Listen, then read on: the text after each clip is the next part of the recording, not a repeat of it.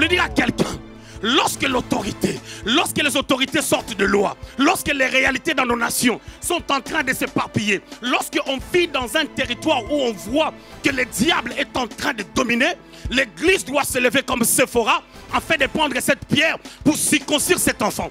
Or, la pierre que Séphora avait prise, cette pierre-là, c'est la pierre qui a été rejetée par ceux qui bâtissaient. Et cette pierre est la principale de l'angle. Cette pierre, c'est Christ. Cette pierre, c'est la pierre qui s'est détachée. Dans Daniel, au chapitre 2, sont les secours d'aucune main afin de frapper la statue. Et cette statue-là, c'était la puissance babylonienne. Cette statue, c'était Hérode. Cette statue, c'était les démons. Plusieurs personnes, Dieu les a appelées. Quand tu réponds à l'appel de Dieu, tu t'engages. Ce n'est pas l'enfant qui veut mourir en chemin qui doit t'empêcher d'aller là où tu vas. Je voulais parler aux gens qui prennent des décisions. Quand tu viens dans une église, il faut que ton oui soit oui. Ne passe même pas à réfléchir qu'une circonstance peut t'amener à quitter l'église. C'est la bassesse. Aucune circonstance, ni l'enfant qui n'est pas circoncis, ne peut m'empêcher, moi Moïse, d'aller là où je dois accomplir la mission. Parce que la mission, c'est moi qui dois l'accomplir. Exode 4, 24 à 26. Pendant le voyage, à un lieu où Moïse passa la nuit, l'Éternel l'attaqua et voulut le faire mourir. Séphora prit une pierre aiguë, coupa les prépuces de son fils et le jeta aux pieds de Moïse, en disant, tu es pour moi un époux de sang. Et l'Éternel le laissa. C'est alors qu'elle dit, l'époux de sang à cause de la circoncision. Seigneur, bénis ta parole. Au nom de Jésus. Amen. La réalité de l'appel, on avait dit parlant de réalité de l'appel, que nous allons voir quand Dieu appelle l'homme, qu'est-ce qui se passe déjà avant que l'Éternel puisse l'appeler? Et quelles sont des choses qu'il peut rencontrer au moment où l'Éternel l'appelle? Et la fois passée, on avait vu que quand Dieu appelle un homme, on peut manifester la peur. On l'a vu avec Moïse, qui est en train de contester avec Dieu, le Dieu qui l'a appelé. On avait dit que la peur, c'est quelque chose de naturel. Lorsque Dieu appelle quelqu'un, en général, les gens ressentent la frustration, une peur qui nous prend. Des fois, cette peur est rattachée à une forte angoisse. On se dit, qu'est-ce que je vais dire, qu'est-ce que je vais faire? Cette peur peut être liée à une forme d'humilité. Pour dire comme Pierre, je ne suis qu'un pécheur, éloigne-toi de moi. Lorsque Pierre, dans Luc au chapitre 5, a expérimenté quelque chose de glorieux au travers du ministère puissant de notre Seigneur, Pierre a dit à Jésus, éloigne-toi de moi, car je ne suis qu'un pécheur. Et j'avais expliqué que le sentiment de Pierre était vraiment la peur liée à sa qualité de vie. On avait dit que notre qualité de vie peut être un frein lorsque l'Éternel nous appelle. Lorsque Dieu nous appelle, on est obligé d'arrêter certaines choses qu'on faisait pour embrasser la route du Seigneur, les chemins du Seigneur, faire sa volonté. Et vous remarquerez, avec Dieu, il y a des exigences de Dieu. La Bible dit dans Galates 5, verset 16, « Marchez selon l'esprit et vous n'accomplirez pas des désirs de la chair. » Et l'Éternel nous exige à marcher selon l'esprit lorsque nous nous engageons à les suivre. Et lorsque les gens les réalisent, ils ont des fois peur. Mais une autre peur, une autre frustration peut être liée à un complexe. Le cas de Moïse qui était bègue. Il ne parlait pas bien, il bégayait. Il a dit à Dieu, je n'ai pas une langue facile, je ne parle pas bien. Je n'ai pas la liberté de langage, je n'ai pas l'éloquence. Et lorsque nous lisons Actes au chapitre 7, vous allez remarquer que la Bible est en train de dire quelque chose de merveilleux concernant Moïse, en disant qu'il a grandi, il était bien élevé. Il a grandi avec la culture égyptienne. C'était quelqu'un qui était puissant en œuvre et en parole. Mais Moïse avait un problème où il bégayait. Il expose ça à Dieu, le Dieu qui sonde le cœur et les reins, le Dieu qui nous connaît, le Dieu qui connaît tout le monde. En réalité, des fois, on n'a rien à lui expliquer. Parce qu'il nous connaît très bien. S'il a appelé Moïse, avec ses défauts, il savait ce qu'il était en train de faire. Parce que Dieu était capable de pouvoir enlever ses défauts à un instant. Vous allez remarquer que Moïse est parti jusqu'à l'Égypte. Il a accompli la mission tout en restant bègue. Pourquoi? Parce qu'il n'a pas cru que Dieu était capable de l'enlever. Il y a des choses, des fois, nous prédicateurs, qui nous accablent, ça demeure en nous. Un problème de santé, un problème quelque part. Mais on a la facilité de prier Il arrive des fois, on a du mal à mettre la foi pour soi-même, mais on a la facilité à libérer l'onction du Saint-Esprit pour d'autres personnes et les gens sont guéris. Parce que l'onction, c'est un potentiel, c'est une capacité, c'est le dynamisme qui nous amène à pouvoir accomplir la mission. Et lorsque nous la possédons, on peut être dans un état de faiblesse, mais cette onction peut se manifester pour bénir quelqu'un qui a un problème. Mais il faut aussi que nous, prédicateurs, que nous puissions apprendre à mettre la foi par rapport à ce que nous endurons. C'est très important. Là, nous allons voir une petite réalité pendant un petit moment sur la réalité de l'appel toujours. Et nous voyons Dieu chercher à tuer la personne qu'il a choisie, la personne qu'il a appelée. Et bizarrement, après avoir accepté cet appel. La Bible déclare dans les textes qu'on vient de lire que pendant le chemin, pendant le voyage, ils ont quitté Madian. Ils étaient à Madian, là où Moïse a habité pendant 40 ans. Dans le livre d'Exode au chapitre 2, on nous enseigne que lorsque Moïse avait atteint 40 ans, l'appel de Dieu bouillonnait dans son cœur. Bien aimé dans le Seigneur, l'appel de foi, on le ressent. On ressent qu'on a reçu quelque chose, on ressent qu'il y a quelque chose qui est en train de shifter. Quelque chose qui est en train de changer en toi. Mais sauf que dans l'appel, lorsque quelqu'un ne t'introduit pas, ou lorsque tu veux faire des choses au temps qui n'est pas le temps de Dieu, c'est là où il y aura un problème. Dans Exode chapitre 2, Moïse veut entrer dans son appel par lui-même. On va remarquer qu'il a tué. Il a tué l'Égyptien parce qu'il voulait faire des choses à sa manière.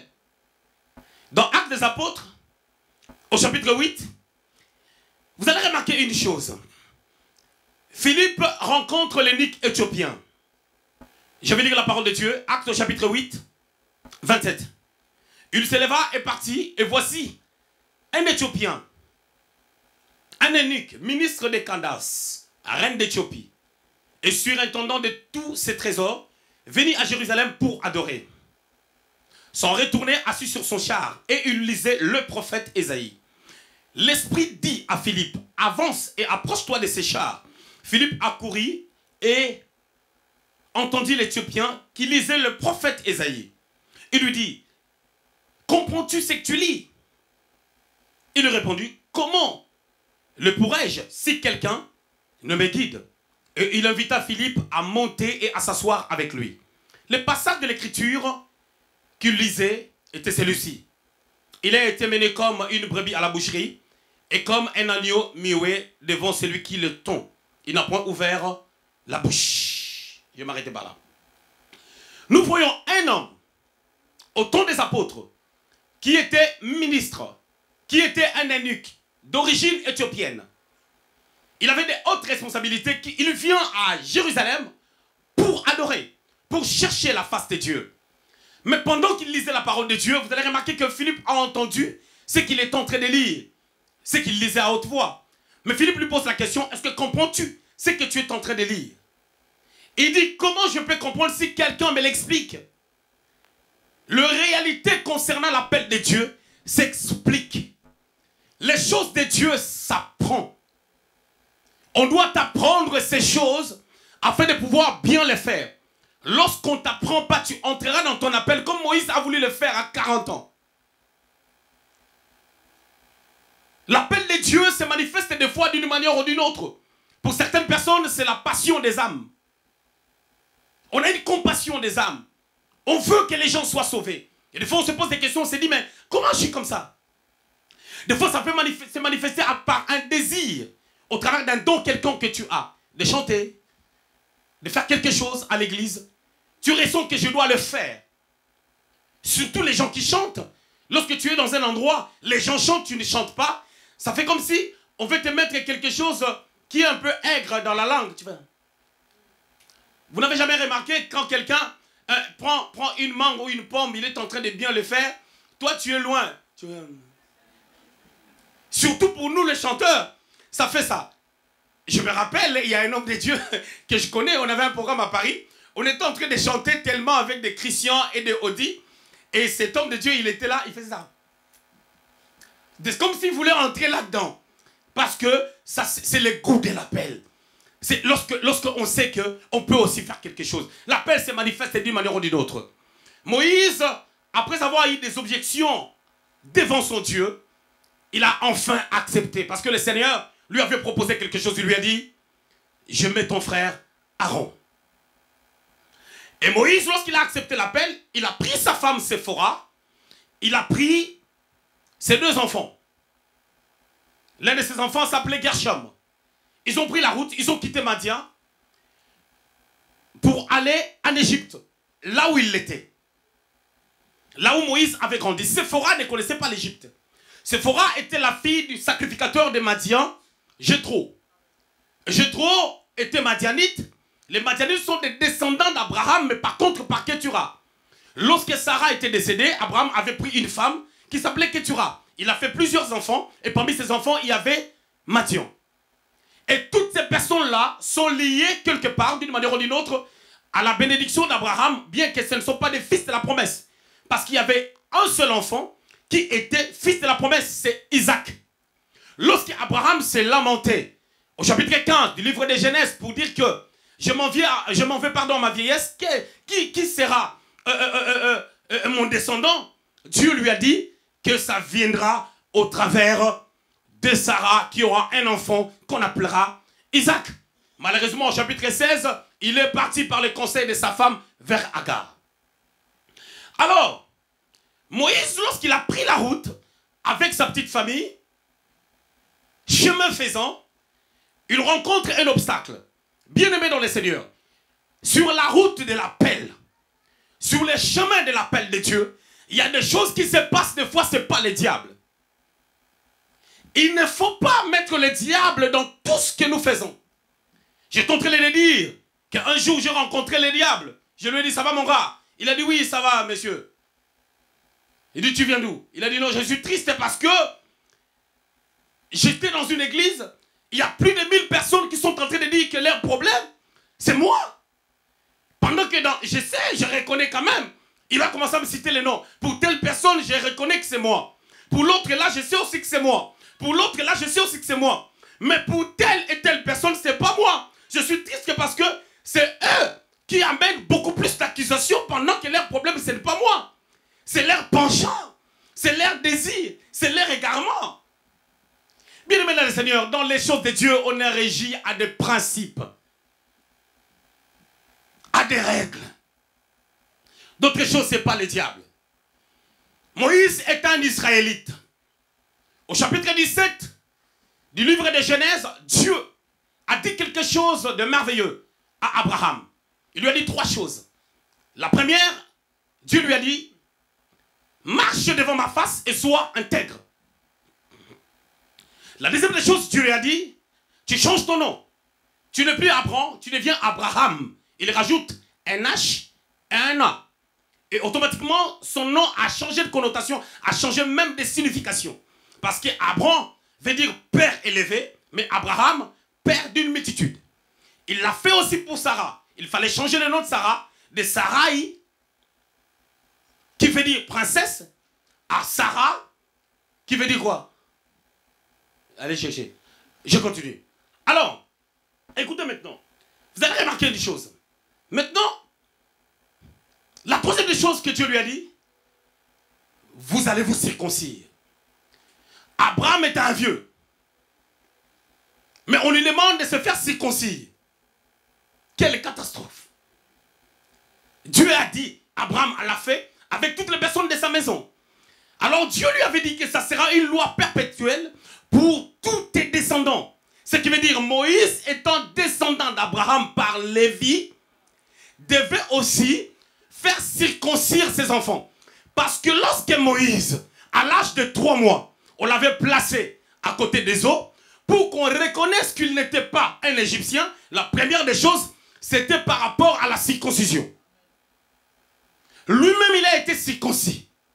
Alors, lorsqu'il a eu des enfants à Madian, il a oublié les règles de sa famille. Il a oublié les règles de Dieu par rapport à leur lignée.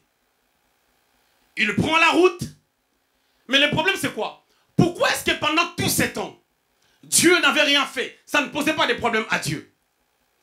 Et qu'au moment où il répond à l'appel, c'est le moment où les choses devaient bien aller. C'est là où Dieu se présente. La Bible déclare Dieu l'attaqua. Et Dieu voulait tuer Moïse. Moïse qui accepte l'appel. Moïse qui répond à l'appel comme toi. Tu as répondu à l'appel, tu as accepté l'appel, mais les choses commencent à se compliquer dans ta vie. Parce que beaucoup de personnes croient que lorsque tu acceptes l'appel de Dieu, lorsque tu acceptes ce que Dieu te demande, les choses doivent aller dans le sens où tu veux, aussitôt que tu as répondu à l'appel de Dieu, malgré que tu as mis du temps pour répondre à cet appel.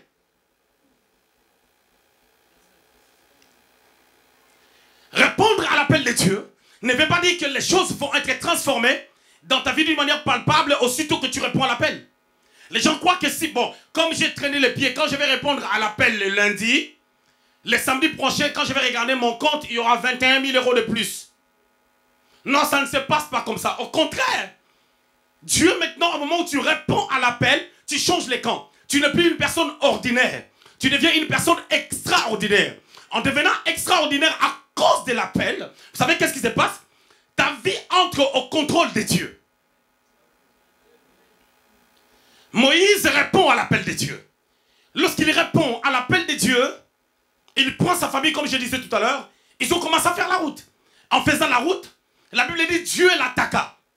Dieu l'a attaqué. Le Dieu bon, le Dieu parfait, le Dieu en lui il n'y a pas de péché, le Dieu qui n'a pas le mal en lui, le Dieu qui souhaite le bien pour nous, le Dieu qui nous a aimés le premier, le Dieu qui nous a prédestinés avant la fondation du monde, le Dieu où avant que nous soyons nés, il nous a choisis, il nous a mis à part pour une mission particulière. Son amour est grand, son amour est sur nous. Comment est-ce que ce Dieu-là peut venir l'attaquer? Bien-aimés dans le Seigneur, ces choses, la personne qui les écrit, c'est Moïse. Le livre de l'Exode fait partie des Pentateuque. Le Pentateuque, ce sont les 5 livres écrits par Moïse. Et c'est Moïse qui écrit ces choses. Il explique ces choses. Combien Dieu l'a attaqué. Moïse, avec un peu de discernement, il a pu comprendre que ce n'était pas le diable. Parce que si c'était toi et moi, on allait dire que c'est le diable qui m'attaque. Mais ce n'est pas le diable qui est en train de l'attaquer. Mais par contre, c'était Dieu lui-même qui est en train de l'attaquer. Mais comment Dieu l'a fait? Est-ce que Dieu est descendu lui-même pour l'attaquer? Jean chapitre 3, la Bible déclare Dieu est esprit. Non, Jean chapitre 4, excusez-moi. La Bible dit Dieu est esprit. Dans la conversation de la Samaritaine avec Jésus, Jésus lui dira Dieu est esprit. Alors Dieu est descendu lui-même. Lui qui est esprit, il est descendu lui-même pour l'attaquer. Est-ce que Dieu s'est revêtu d'un corps pour l'attaquer? Dieu a pris une arme, une flèche pour attaquer Moïse. Comment il l'a attaqué? C'était par quel moyen Dieu l'a attaqué? Mais ce que nous savons est que Dieu l'a attaqué. Mais je voulais faire l'exégèse de cette pensée pour nous faire comprendre qu'est-ce qui s'est passé exactement. Dans l'ordre de Dieu, dans la manière dont Dieu fonctionne, c'est que j'aime avec Dieu. Dieu, c'est un grand organisateur. Dieu, c'est un homme organisé. Excusez-moi d'appeler Dieu un homme. Dieu, c'est un homme organisé. Et dans la nomenclature angélique, il y a l'ordre. Il y a vraiment, l'organisation est assez particulière. Il y a Dieu qui, au commencement, il veut créer même l'homme. Il sollicite la Sainte Trinité, le Fils et le Saint-Esprit. Genèse 1, 26, créons l'homme à notre image, à notre ressemblance. Il nous responsabilise tout un chacun pour que chacun puisse apporter son idée, son soutien par rapport à ce que nous voulons faire. Et vous remarquerez ceci, lorsque les diables, avant le monde que nous vivons, lorsque les diables étaient l'adorateur de Dieu, il y a quelque chose qui s'est passé. Il avait ses responsabilités avec les anges qui étaient derrière lui. Et vous allez remarquer que Gabriel qui s'est tenu devant Dieu, qui s'est présenté dans Luc au chapitre 1er, pour parler à Zacharie, pour parler à Marie, son rôle n'était que de se tenir devant Dieu pour entendre ce que Dieu veut dire aux peuples qui sont sur la terre, aux peuples sur la terre, afin de pouvoir apporter le message. Donc, son rôle c'était d'écouter Dieu en se tenant devant lui et de prendre les messages pour les rapporter. Dans le livre de Daniel, nous voyons comment est-ce que Daniel est en train de prier pendant 21 jours et Gabriel est venu pour lui annoncer les messages. Et Michael aussi avait son rôle. Vous allez remarquer quand Adam et Ève ont péché, Dieu a placé les anges et c'était des chérubins. C'était pas Gabriel, parce qu'il a son rôle de pouvoir rapporter les messages. Mais c'était des chérubins qui se sont mis devant le jardin d'Éden afin que l'homme n'y retourne point. Dieu a toute une organisation. C'est ce que même il nous demande dans nos églises, dans nos vies, dans nos familles. L'organisation. Lorsqu'il y a l'organisation dans une entreprise, dans une famille, dans une église, quand quelqu'un viendra, il sentira l'odeur de l'ordre, l'odeur d'organisation. Moi, quand je vais dans un endroit où il n'y a pas l'organisation, je vais les sentir même par la manière dont les gens s'assoient. Tu peux sentir l'ordre ou tu peux sentir les désordres. On peut sentir cela. Dieu ne fonctionne pas comme des humains. Il est tellement ordonné. Qu'est-ce qui se passe? Dieu a réglé certaines choses. Dans Jean chapitre 1er, Jésus est en train de parler.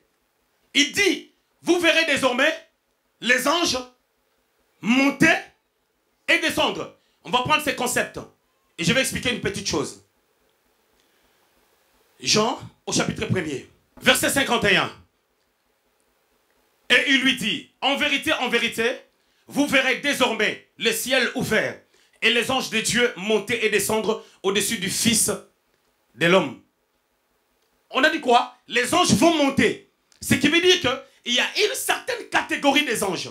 Selon l'ordre de Dieu, selon l'organisation de Dieu, selon l'organigramme de Dieu, il y a une certaine catégorie des anges qui sont avec nous. Et ces anges-là qui sont avec nous montent et descendent. Et quand ils descendent, ils se tiennent à côté de nous. Mais pourquoi ils montent? Pourquoi ils descendent?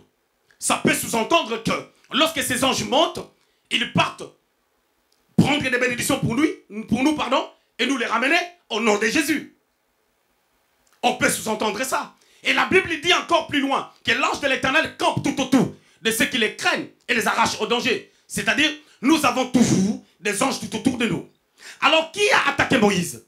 Il y a un ange qui est appelé à sécuriser la vie de l'homme. Cet ange-là maintenant, lorsque Moïse répond à l'appel, sa nature change, sa position change. Il n'est plus une personne ordinaire. C'est comme s'il y a un feu vert qui est allumé. Mais lorsque le feu vert s'allume, il faut partir. Moïse, quand il est parti, il devait partir dans les nombres.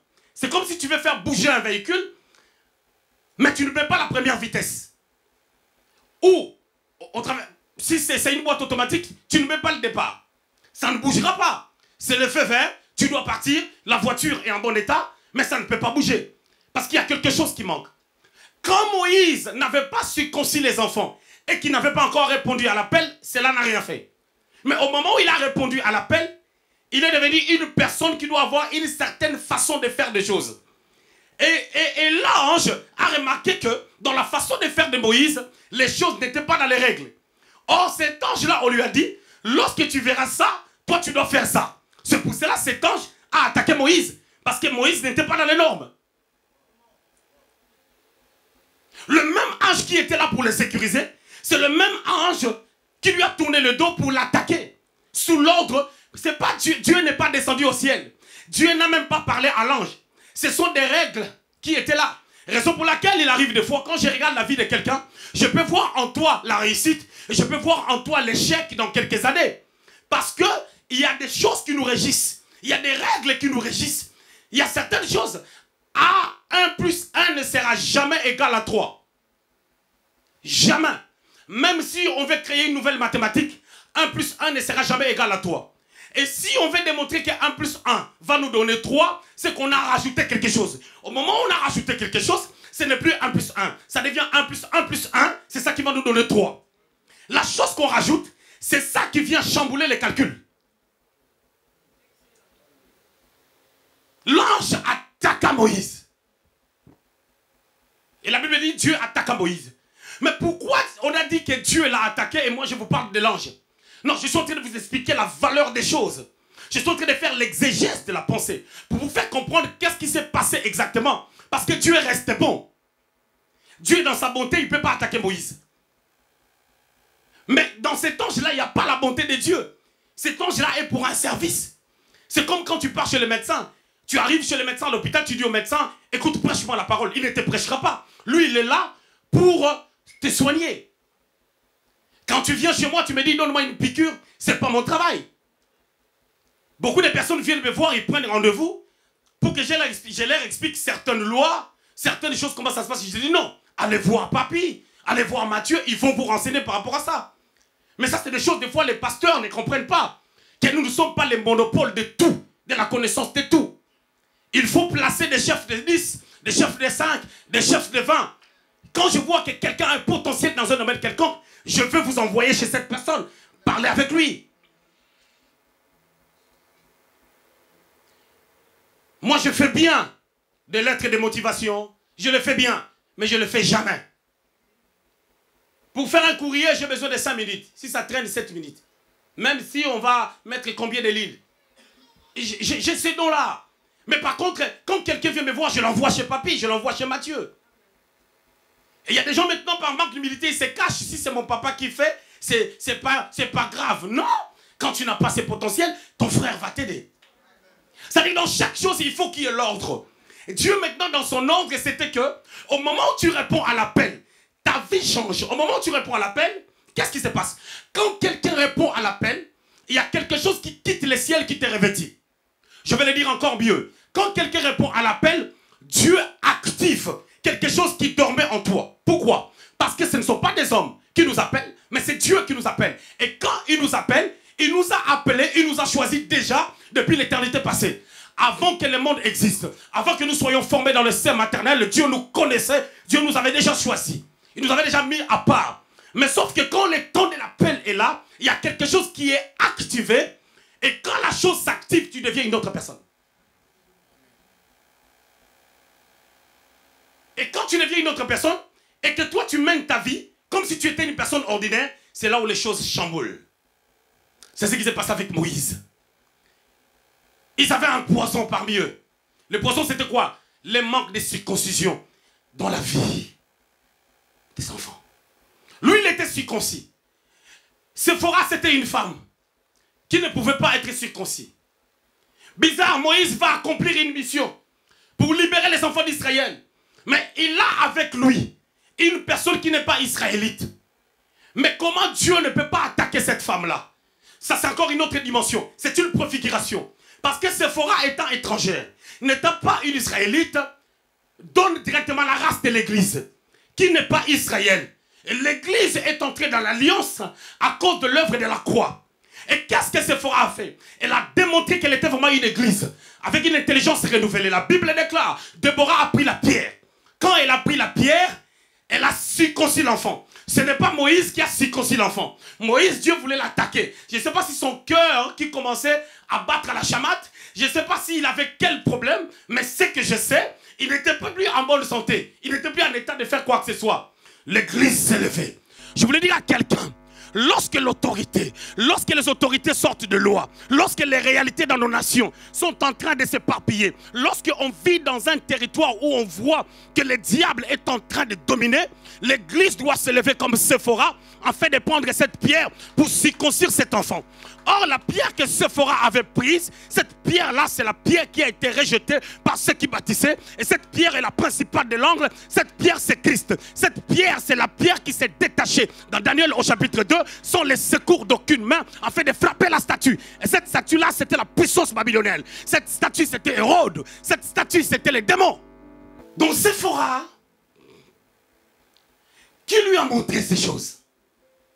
Ça, c'est la plus grande question. Séphora a dit à Moïse, tu es pour moi un époux de sang. On ferme ça. On ne va pas aller loin avec ça.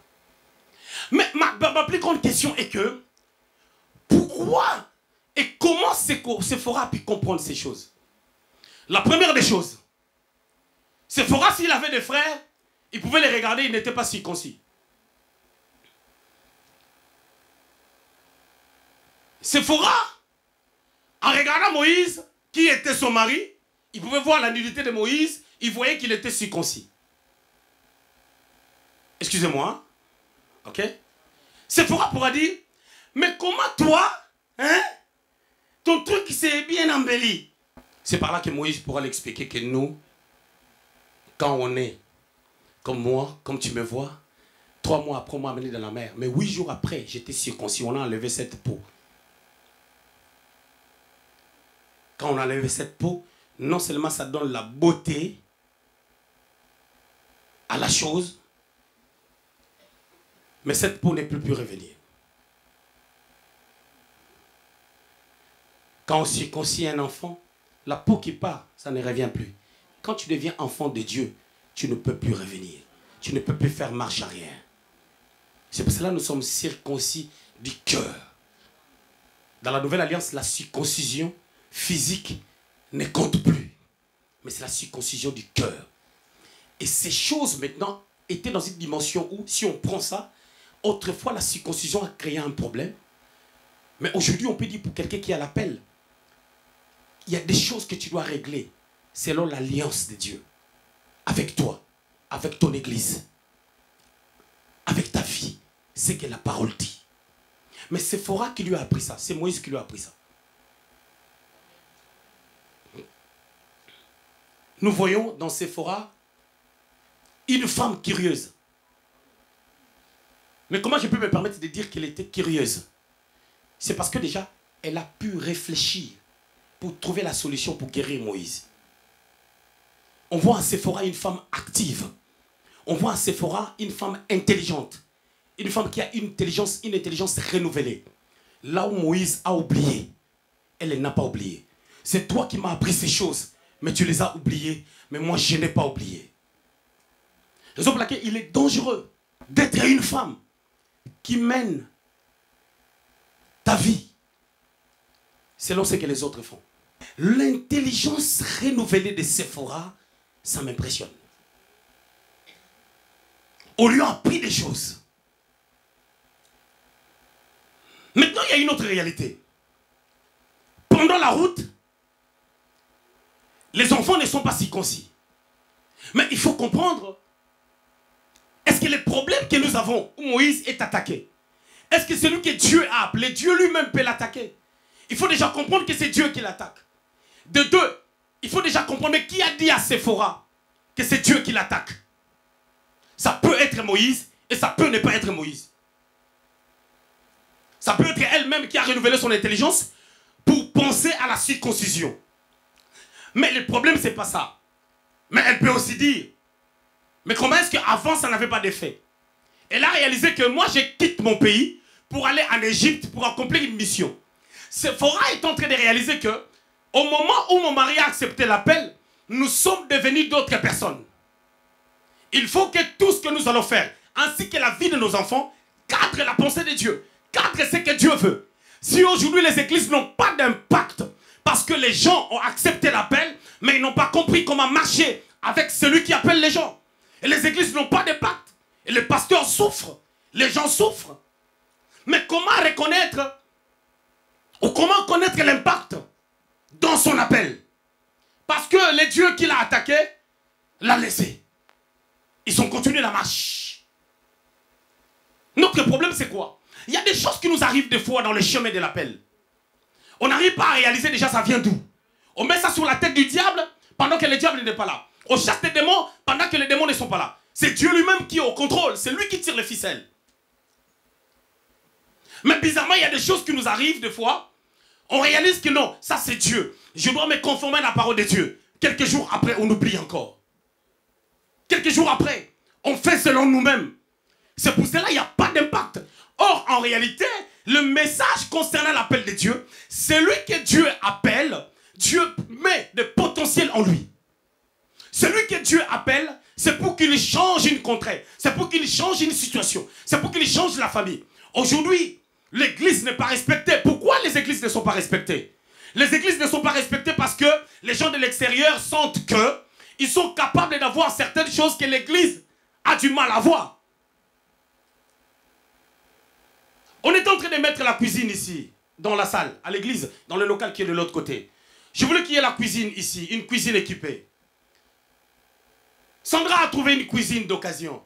Vous savez, chaque personne qui se tient devant moi, quand je t'écoute avec beaucoup de sagesse. Elle a trouvé une occasion. Ce n'était pas ça le problème.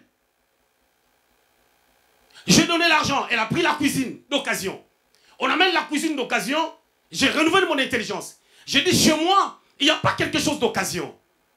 Pas parce que je suis riche, pas parce que j'ai des choses qui coûtent cher. Je n'ai pas des choses qui coûtent cher chez moi.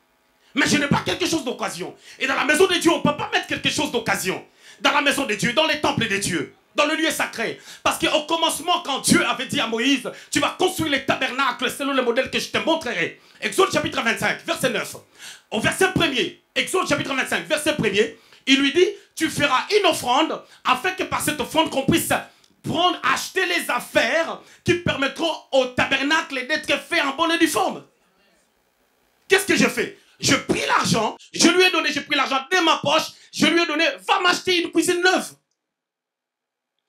Et la cuisine de l'occasion qu'on avait pris, j'ai entendu une voix qui, quelqu'un a dit, papa, on peut vendre ça. J'ai dit, qui est vendeur? Dieu ne m'a pas établi vendeur, Dieu m'a établi prédicateur de la bonne nouvelle. Pour moi, ça doit être jeté. Et si vous avez l'esprit de la pauvreté, faites-en ce que vous voulez. C'est la mentalité du royaume. Il y a des choses que la Bible ne va pas t'enseigner noir sur blanc. Il faut avoir l'intelligence renouvelée. Un jour dans ma vie, quand on est venu au Luxembourg, vous savez, les gens me regardent aujourd'hui, ils ne savent pas d'où je viens. Un jour, on dormait par terre pendant 6 mois parce qu'on n'avait pas de lit. Le 12 décembre 2008, on a quitté Paris pour venir ici. Comme on venait de la France, l'église, il n'y avait que 10 personnes à l'église.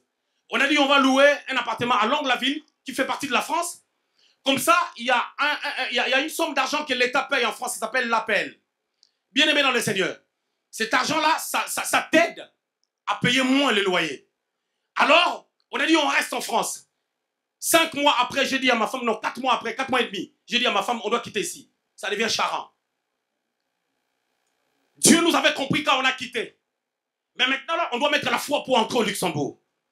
Or, on avait un loyer de 520 € à Longue-la-Ville avec 2 chambres.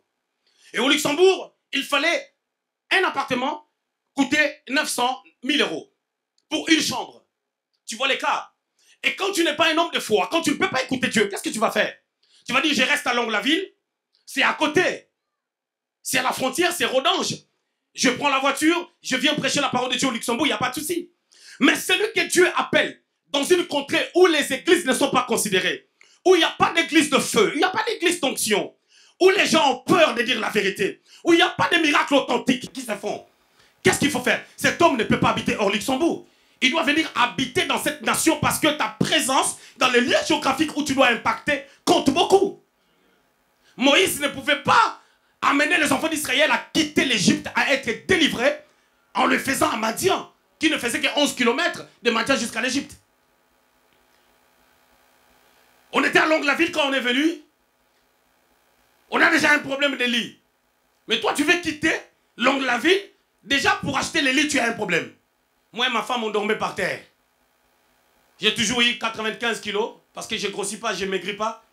Ça fait 11-12 ans que je pèse 95 kilos. Et je mesure 1,80 m. Et vous savez, avec mes 95 kilos, pour dormir par terre en mettant le matelas, hein, les gens qui connaissent la physique, avec la loi de la pesanteur et consorts, il y a un gros problème. Parce que lorsque nous posons les matelas sur les sommiers, la personne qui a fait ça est très intelligente. Et quand on pose ça par terre, c'est terrible. Hein? Vous avez des douleurs ici. Des fois, tu prêches, tu allonges les bras comme ça. Les gens ne savent pas. Des fois, tu fais Alléluia. Non, tu es tenté de te relaxer. C'est comme le sport. La douleur de la nuit. La douleur d'un prédicateur. Mais tu as déjà un problème de lit. Mais comment tu vas aller au Luxembourg?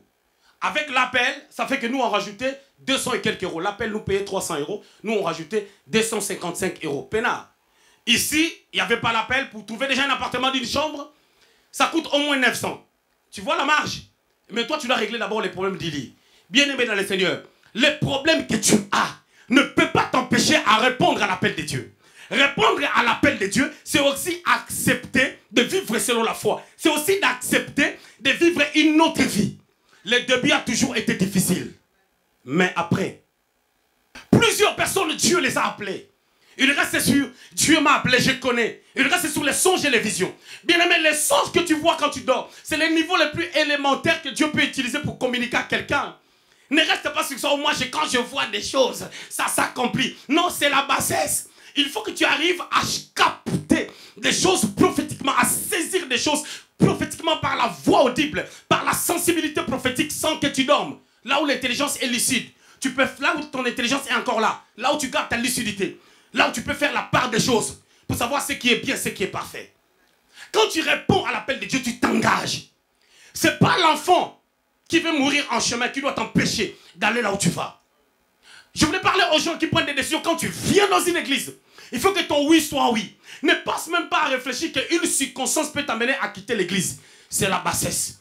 Aucune circonstance, ni l'enfant qui n'est pas circoncis, ne peut m'empêcher, moi Moïse, d'aller là où je dois accomplir la mission. Parce que la mission, c'est moi qui dois l'accomplir. Bien-aimés dans le Seigneur, il y a beaucoup de personnes qui souffrent à cause de ces choses. Le respect des normes et de l'appel. Le respect des normes et de l'appel. Quand Dieu nous appelle, il y a des choses qui se passent. Bien-aimés, quand Dieu nous appelle, des fois c'est l'ennemi, des fois c'est pas les diables. Là on a vu une réalité où c'est vraiment, c'est pas les diables, c'est Moïse lui-même. Mais je vous emmène dans une autre réalité. Quand Dieu nous appelle, les diables viennent aussi déposer certaines choses dans nos cœurs. Il peut arriver, vous voulez prendre une décision dans un couple. La femme est d'accord, le monsieur n'est pas d'accord. Le monsieur est d'accord, la femme n'est pas d'accord. On demeure sur ça. Il peut arriver qu'on ait des divergences. L'unité, ce n'est pas l'absence de divergences. Non. On peut être unis, mais on a des divergences parce que chacun peut avoir son opinion. Jésus-Christ, le roi des rois, quand il a vu la croix, il a changé d'opinion par rapport à Dieu. Il a dit, Père, éloigne cette coupe. Mais Père, j'entre dans ta volonté.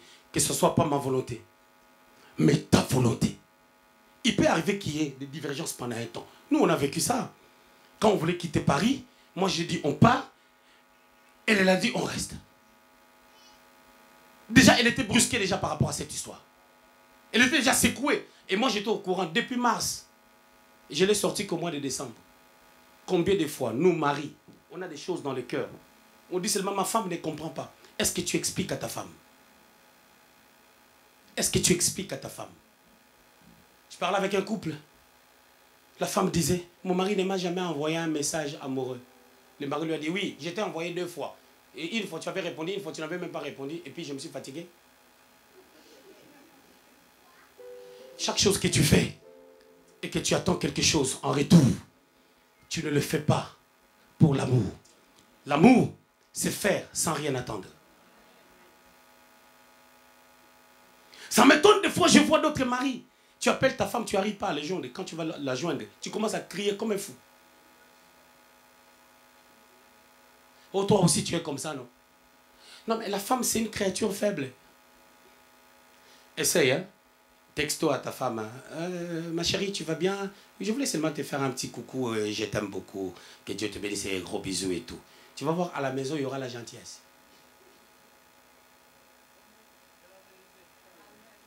Tu vas voir qu'il y aura la gentillesse. Toi, ta femme, même quand elle s'habille bien, tu es bien habillé. Hein? Les gens lui disent, tu es bien habillé. Oui, personne lui a dit déjà que tu es bien habillé. C'est vrai. Est-ce que mon mari ne m'avait pas vu? Toi, rien. Toi, c'est toi-même. Même quand tu donnes un conseil, tu donnes mal. Moi, ma femme, avec toute la fatigue qu'elle a, on lui faisait des cheveux. J'ai dit, non, ça, c'est pas bon. Moi, j'aime l'autre modèle là. Même quand tu donnes un conseil, il faut avoir des tacts. Tu vois l'autre modèle là, quand tu le fais.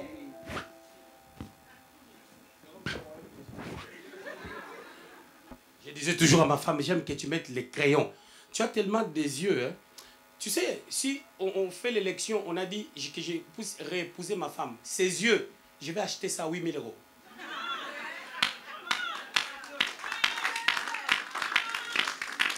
Si on dit, on la change les yeux, on met les petits yeux, je vais dire non, non, non, non, non. Il faut les yeux là, comme coccinelle. L'appel de Dieu. Que Dieu vous bénisse.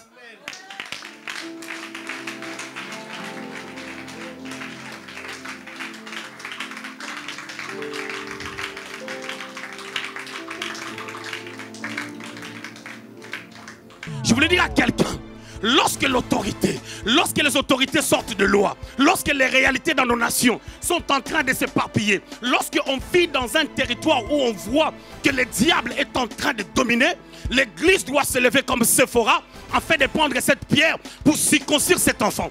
Or, la pierre que Séphora avait prise, cette pierre-là, c'est la pierre qui a été rejetée par ceux qui bâtissaient. Et cette pierre est la principale de l'angle. Cette pierre, c'est Christ. Cette pierre, c'est la pierre qui s'est détachée. Dans Daniel au chapitre 2, sont les secours d'aucune main afin de frapper la statue. Et cette statue-là, c'était la puissance babylonienne. Cette statue, c'était Hérode. Cette statue, c'était les démons. Plusieurs personnes, Dieu les a appelés. Quand tu réponds à l'appel de Dieu, tu t'engages. Ce n'est pas l'enfant qui veut mourir en chemin, qui doit t'empêcher d'aller là où tu vas. Je voulais parler aux gens qui prennent des décisions quand tu viens dans une église. Il faut que ton oui soit oui. Ne passe même pas à réfléchir qu'une circonstance peut t'amener à quitter l'église. C'est la bassesse. Aucune circonstance, ni l'enfant qui n'est pas circoncis, ne peut m'empêcher, moi Moïse, d'aller là où je dois accomplir la mission. Parce que la mission, c'est moi qui dois l'accomplir.